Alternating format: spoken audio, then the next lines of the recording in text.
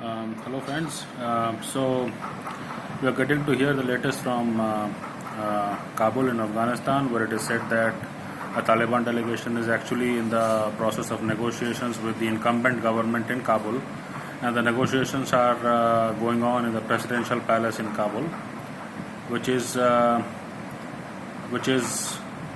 almost to be understood as conceding of defeat by the incumbent government, and also of the all other foreign powers who were assisting this government and who were recognizing this government. So to that extent, it is now clear that the Taliban would soon take over the reins of governance from the Ghani government.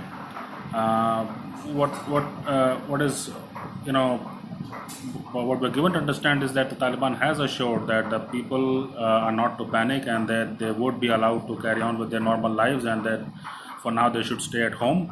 But what kind of governance model they would have, and what kind of governance model they are now imposing in different cities, which they have already captured, because it has been a few days that they have captured.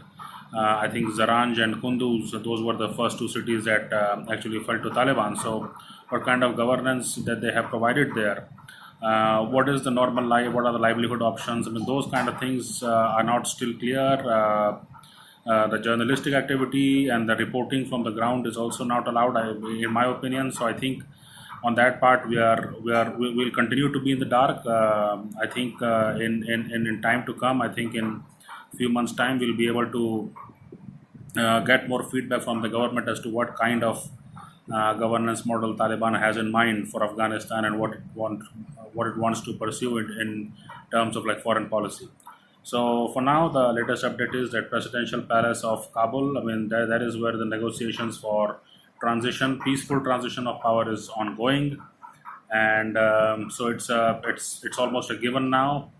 Uh, it would also be interesting to hear after witness as to which countries go on to recognize the Taliban government, because the United Nations Security Council the resolution was that there shouldn't be any forcible takeover of the power in Afghanistan, which is why I think the Taliban forces have refrained from storming into the city of Kabul, and have parked themselves outside of the city, and are now conducting negotiations. Even as there are visuals incoming of embassy officials and staffers being transported to the Kabul airport, from where they would be allowed to leave for other countries. So this is the latest that is coming in from Kabul.